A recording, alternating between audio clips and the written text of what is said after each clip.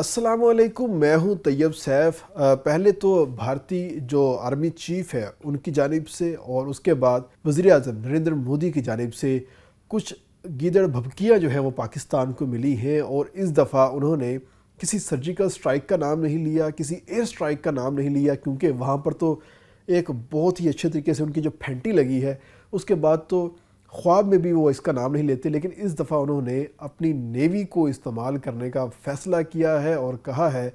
कि कराची तक का रास्ता सर क्रीक से होके जाता है।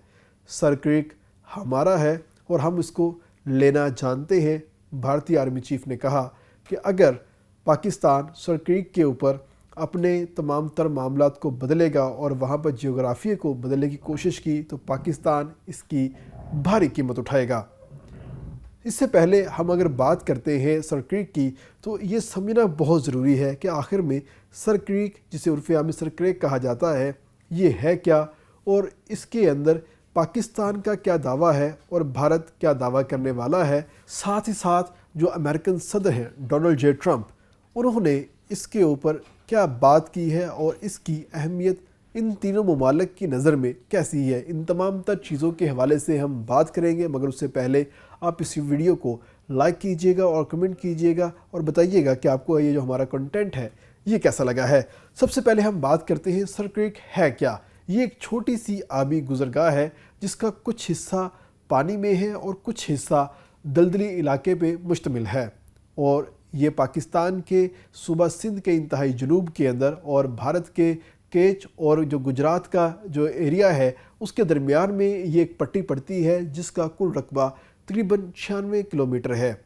96 किलोमीटर लंबी तवील ये पट्टी इस वक्त जो मादनियात और ख़ास तौर पे माली वसाइल से मालामाल है। भारत का ये कहना है कि अगर हम बाउंड्री की बात करते हैं और आबी बाउंड्री की बात करते हैं तो ये जो आधी पट्टी है ये हमारे पास आती है, यानी कि जो इस आबी गुज़रगाह की सर क्रीक गुज़रगाह की जो सबसे गहरा पॉइंट होगा उससे हम इसकी पैमाइश करेंगे और आधा हिस्सा हमारे पास आएगा और आधा हिस्सा पाकिस्तान के पास जाएगा। मगर उसके बरक्स पाकिस्तान जो दावा करता है वो यही है कि यही जो आबी गुज़रगाह है इसी को ही बाउंड्री तस्लीम किया जाए और इसकी जो दूसरी तरफ है वो भारत की हदूद होगी और इसकी जो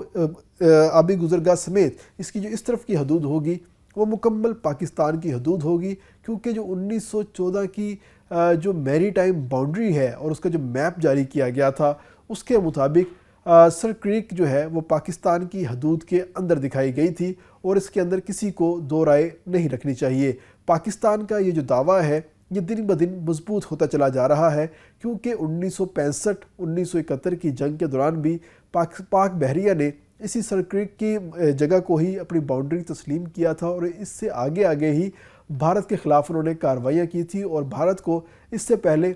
इस सर क्रीक की बाउंड्री को ही क्रॉस नहीं करने दिया था। और उसके बाद से लेकर आज तक पाकिस्तान ने इस इलाके के ऊपर अपना जो कब्ज़ा है वो बरकरार रखा हुआ है। आखिर इस दलदली पट्टी के अंदर या ये जो एक आबी गुज़रगाह है इसके अंदर पाकिस्तान और भारत की जो कशिश है वो किस वजह से है। वजह सिंपल है कि यहाँ पर सबसे बड़े जो शेल गैस के और ऑयल के जो ज़खायर हैं वो दरियाफ़्त हुए हैं।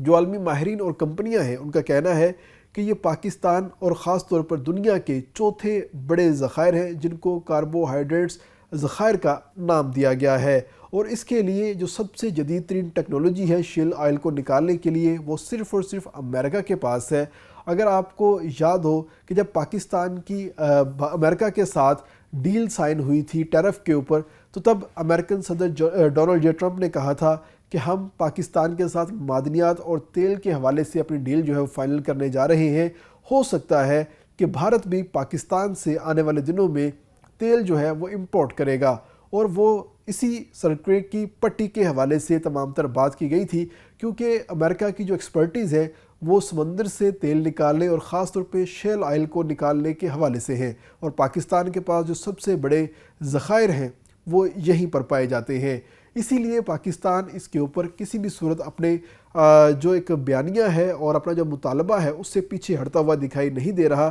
جس کی وجہ سے بھارت کو اب تکلیف ہونا شروع ہو چکی ہے، اور پہلے ان کے آرمی چیف اور اس کے بعد ان کے پرائم منسٹر کی جانب سے یہ باتیں جو ہیں وہ سامنے آنا سٹارٹ ہو گئی ہیں کہ سر کریک کے اوپر اگر کسی بھی قسم کا کوئی ایڈونچر ہوا تو ہم اس کو قبول نہیں کریں گے، جبکہ ایڈونچر تو دور کی بات ہے، ہم اس کو ہلائیں گے بھی نہیں، کیونکہ یہ ہمارا اپنا علاقہ ہے اور اگر کوئی اس کی طرف میلی آنکھ سے دیکھے گا تو ہم اس کی آنکھیں پھوڑ دیں گے۔ اگر ہم بات کرتے ہیں خدا نخواستہ ہم اپنا یہ جو کیس ہے یہ ہار جاتے ہیں اور سر کریک کی جو آدھی پٹی ہے یہ بھارت کے پاس چلی جاتی ہے، تو پاکستان کو تقریباً 750 سے 800 مربع سمندری میل کے ایریا کا نقصان ہو سکتا ہے۔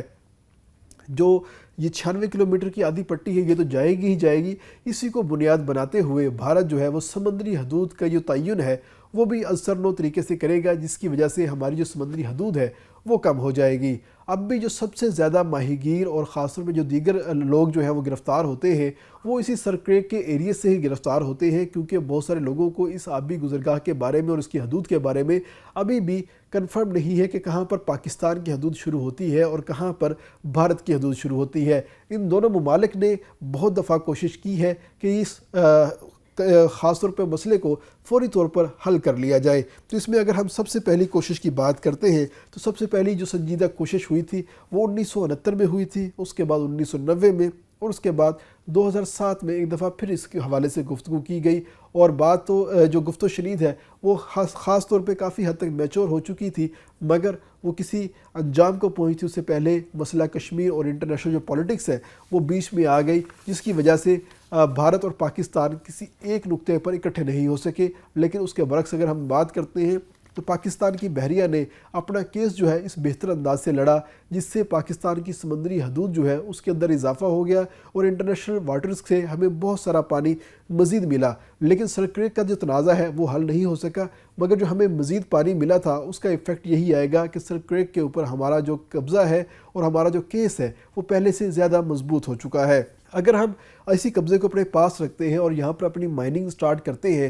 تو ہمارے پاس آئل، گیس اور فشنگ کے لامحدود جو وسائل ہیں وہ ہمیں ملیں گے، کیونکہ یہی وہ ایریا ہے جو سمندر کا گہرا ترین ایریا ڈکلیئر کیا جاتا ہے۔ یہاں پر گیس اور آئل پانے کے جو مواقع ہیں وہ بڑھ جاتے ہیں، اور ساتھ ہی ساتھ یہاں سے تازہ مچھلی کا شکار کرنے کے حوالے سے بھی تمام تر اپرچونٹیز جو ہیں وہ بڑھ جاتی ہیں، جس سے پاکستان اپنی سی ایکسپورٹ کے حوالے سے، سی فوڈ کے حوالے سے کافی زر مبادلہ کما سکتا ہے۔ اگر ہم اس طرح نہیں کرتے تو ہمیں اربوں ڈالرز کا نقصان ہوگا اور بھارت کے پاس یہ تمام تر چیزیں چلی جائیں گی۔ اسی لیے بھارت اس مسئلے کو، اس تنازع کو دوبارہ پھر سے ایک نیا ابھار دے رہا ہے اور بار بار اس کو عالمی سطح کے اوپر اٹھا رہا ہے کہ پاکستان اس کے اوپر کوئی ایڈونچر کرے یا کوئی ایسی حرکت کرے کہ بھارتی نیوی کو یا بحریہ کو اس کے اوپر کارروائی کرنے کا موقع مل سکے۔ مگر بھارت کو یہ اندازہ ہونا چاہیے کہ پاکستان کی جو نیوی ہے یہ 1965 یا 1971 والی نیوی نہیں ہے، حالانکہ اس نے بھی اس ٹائم پہ اچھا خاصا ان کو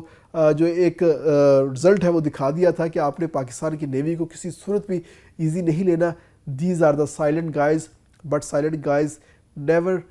spoke, but they will retaliate to you۔ تو وہی تمام تر چیزیں جو ہیں وہ سامنے آتی ہیں۔